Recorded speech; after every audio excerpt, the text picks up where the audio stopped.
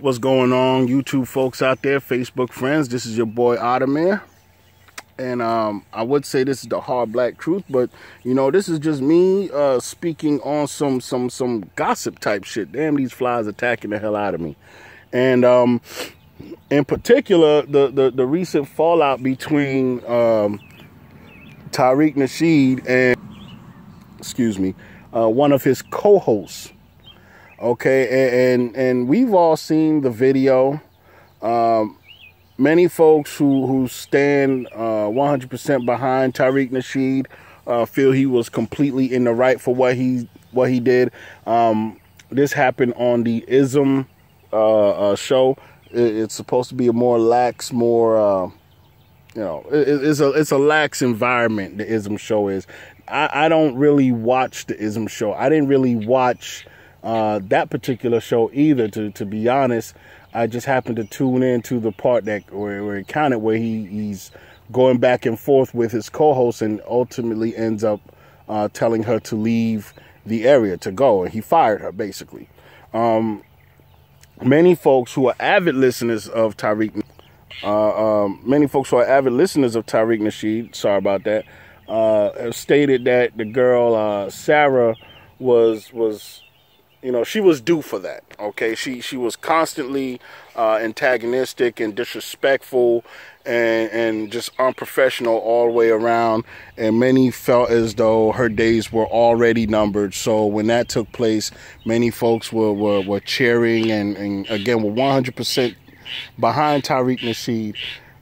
Myself, as someone who was not an avid listener, I was kind of on the outside looking in. I was a little disappointed. I felt that it didn't have to go that route.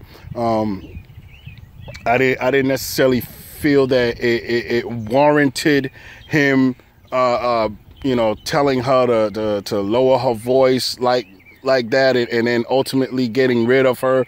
A lot of folks who were on the outside looking in viewed it, and we didn't really know how to react about it. Many of us was like, well, it's his business. We just wish he did it another way. Okay, and that's just my position initially on that.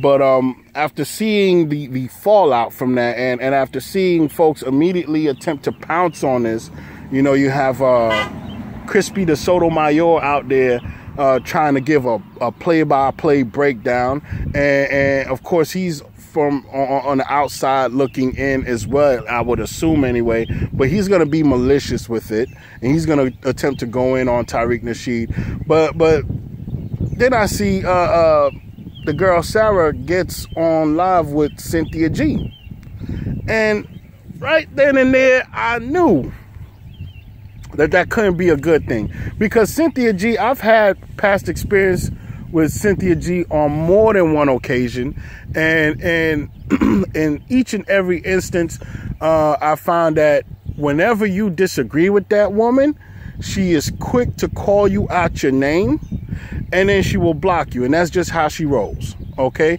and I can respect the idea that if she doesn't want anything to do with you, or if she doesn't agree with your premise, to just block you and live in your own little bubble and have other males who agree with you, support that type of behavior. But when I see a black woman totally unprovoked go in on a black male, calling them all kind of fuck boys and bitch niggas and what's the stuff she likes to use now, beta males. You understand what I'm saying? When I see so many, when I see a black woman do that, that lets me know that there's a hint of feminism that it's there. It's there. I've always said Cynthia G was a low-key feminist. Okay, and she'll try to play it off as though, she's just mad because she can't stand white supremacy, and white supremacists are killing us openly, and the black males out there ain't doing shit, and all this other talk. And you know what? She might have a case to make with all of that. She might actually have a legitimate point to be made with that. But for you to just sit there and open up your mouth about black men that you haven't met a day in your life, and just to declare that someone is a bitch nigga or a weak beta male or whatever the new way of trying to downplay black manhood that's conjured up. That's what she uses. You know, that lets me know right then and there you have a problem with men. The other thing I notice about Cynthia G, she's very self-conscious about her looks. Now she was talking about in that show with Sarah, how she was talking about low self-esteem and things like that. And I believe that Cynthia does suffer from low self-esteem. For someone who's carried themselves the same way for the past 5-10 years with the same long weave with the bang and the ounces of makeup on her face, you know, you can't even take a compliment when someone might say you might look better in a more natural state. All of a sudden that turns into, oh, you's a bitch made nigga, and all this other shit that she comes up with. She's extremely self-conscious, yet she's out there, I don't know, giving advice on how to love yourself or how to deal with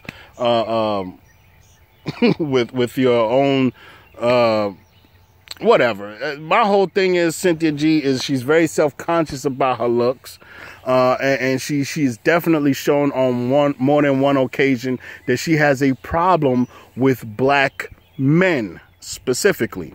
She might sit there and talk all that good talk. I recently watched her straight wash Jesse Lee Peterson. Like, she straight washed this dude, and it was to the point where he was reduced to attempting to denigrate her, and he couldn't come with any facts. It's a beautiful thing to see when you have an intelligent person using their intelligence for righteousness. Like, I could stand with that all day long. I'm not even a listener of her, and I tuned in and listened to the entire broadcast because I'm like, yo, she straight washed this dude. I don't even think Tariq Nasheed had the same effect to where he had to go stoop to the level he stooped to with her. Like, it was to the point where he had nothing to say. He had to pretend that she had nothing to say. You know you've won when someone is out there just making up fantasy and trying to live in it at that point. Okay, so I give credit where credit is due. Okay, but what she did was some snake ass shit, and Tariq pointed it out. I'm glad that he recognized it for what it is. She's attempting to throw the stone and hide her hand. She's done the same thing that we've seen Boyce Watkins do on other occasions. He might sit there and claim that he supports a brother like he did with Umar Johnson. He might claim that he supports Umar Johnson, but Boyce Watkins definitely took issue with the way Umar was raising money for his school. So instead of him coming out and saying something directly, or indirectly himself, he allowed a woman to come on his platform and say something directly about Umar Johnson. And then when they had to fall out, you know, Boyce's whole reaction to the thing is, yeah, I mean, he's angry with me, but it's not me. It's not my fault. You know, I love the brother. I want to work with the brother and all this other stuff. Nah, dude, you know exactly what you did. Don't be passive aggressive about the whole damn thing. Just sit there and say, this is how you feel, and stop allowing these women to come on here with their alternative agendas to say something that you should have been strong enough to say. This is why I don't necessarily follow Boyce Watkins. He does plenty of awesome work, and when it comes to economics, I love listening to certain things that he has to say, but I'm not a follower of him. I'm not subscribed to him, and I'm not subscribed for those very same reasons. He's allowed too many quote-unquote pro-black women with the edge of feminism to come on and bash black men, okay? And then sit there and say, well, I don't have a problem. And he loves to sit there and say, I don't know why people think because you have a problem with somebody and you speak on my platform that I have to have a problem with that somebody, because you've given them your platform. You've given them something that you control. You understand what I'm saying? It would be different if you didn't control it. It'd be different if you was quote unquote forced in a position where you had to agree to disagree with someone, but it's your platform. Okay, and it's the same thing that Cynthia did. Now, she's gonna sit there and say she didn't give any advice. She was just reading comments. Bitch, you read the comments. You didn't have to read those comments. That's the whole thing that kills me about people that do this shit. They did this fucked up psychology of, it wasn't me, it was someone else. I was just mentioning it. You didn't have to mention a goddamn thing. That whole time, I didn't hear Sarah mention a lawsuit whatsoever. Sarah never mentioned the lawsuit. She wasn't talking about someone. She wasn't talking about anything. If anything, the young lady was talking about how she didn't believe how Tariq and everyone else was starting to go in on her, and she was upset about that. She didn't bring up lawsuit. She didn't even confirm that she was going to do anything until Cynthia brought the shit up. Okay? Until she gladly read someone's advice, someone's legal advice that you chose to share. You chose to be the mediator of that. Come on, man. And now you're sitting here trying to pretend that you have nothing against Tariq. Bullshit. Bullshit. It's amazing how folks everyone can agree that they don't like Tommy Sotomayor. Everybody can agree that they don't like Crispy the Coon, and that's great. But when it comes to dealing with one another, it sickens me when folks simply can't just come out and say what it is that you feel. If you felt that the brother was wrong and that's your girl, well then say so. Say it yourself. Don't sit there and bring on someone else's thoughts and opinions, someone claiming he was a lawyer. She volunteered this quote-unquote lawyer's information and everything, when Sarah hadn't asked for that at all. That's the shit you do behind closed doors. Okay? Or at least if you felt like you wanted to see that happen, at least be honest about it. Don't sit there and offer the shit and say, well, you do with it what you will.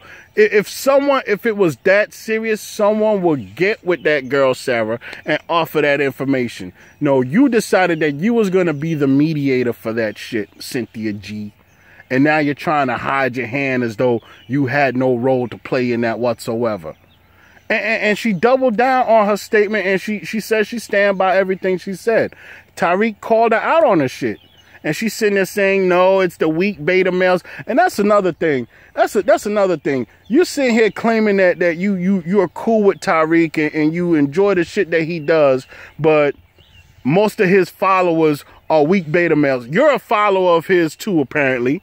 You enjoy a lot of the work he does, and you've contributed to his work. So you've contributed to his work along with all of these other quote unquote weak beta males that also contributed to him. That's amazing. That's amazing. So you sit there and downplay someone's audience. That's just as disrespectful. I don't understand why folks don't realize that. If I sit there and tell you, man, yeah, you got 1,000 subscribers, but about 90% of them are just dumbasses, what does that say about you as the person who have garnered that following? You understand what I'm saying? Like, they're so disrespectful and try to pretend that they don't know that they're being disrespectful. I mean, come on, man. Now, I've ranted off enough about this. I know that personally this video is going to get more views than all of the other videos I've done in the past week. And the reason for that is that this whole thing has been sensationalized, and black folks love to deal with mess. Okay? Black folks love to deal with mess. And I guess I'm just as wrong for making this video, but I felt as though I should be able to put my 2 cents out in the whole mix of things, because I saw this devolve from an argument that took place, which in my opinion didn't have to take place the way it did. And now you're seeing the fallout. Maybe it's a good thing in the sense that your enemies are exposing themselves, and claiming that they're not. And now I'm starting to look at that whole circle of people, because Cynthia's been on both the Advice Show and Boyce Watkins platforms. And now I'm looking at all these folks. I already have unsubscribed to Boyce Watkins' platform. I could never really get along with Cynthia G because she's just annoying. And if you say something that she disagrees with, you're a weak beta male, simp, coon, fuck boy. Like, there's no reason to be disrespected to that level because you disagree on simple bullshit, simple irrelevant shit. And then you have the Advice Show, who, while he does his thing with the videos, this is a man that started off doing what Crispy the Coon was doing, and now he's evolved his structure into being a pro-black activist of some sort. And none of this shit is genuine. Dude comes off as the most as the fakest person out there when it comes to certain things. Like, none of your ideas as of recently seem to have been your own. You don't give credit where credit is due. You use the language that everyone else has put forth, and you roll with it as though it's your own shit. Okay? And you give platforms to these pseudo feminists who will sit there and kiss your ass because I guess you're not the weak beta male. But the moment you do some shit out of line, here they'll come suggesting that you should get a lawsuit, or suggesting that something else should happen to you, and say, oh no, it wasn't me. I was just reading the teleprompter. I was just reading the comments. You had no reason to make these. You had no reason to go there. You had no reason to read those comments. You could have left that shit alone. Someone else could have contacted that girl, Sarah, about that shit. You guys just decided to put it. And she sat there for 10 minutes defending the shit. She sat there for 10 minutes doubling down on the idea that this girl had a lawsuit and that she could seriously win that lawsuit. Come on, man. You can't do all of that shit and then pretend that you didn't have anything to do with it. Those are my 2 cents on that. You guys have a good one. Lunya one here. Peace.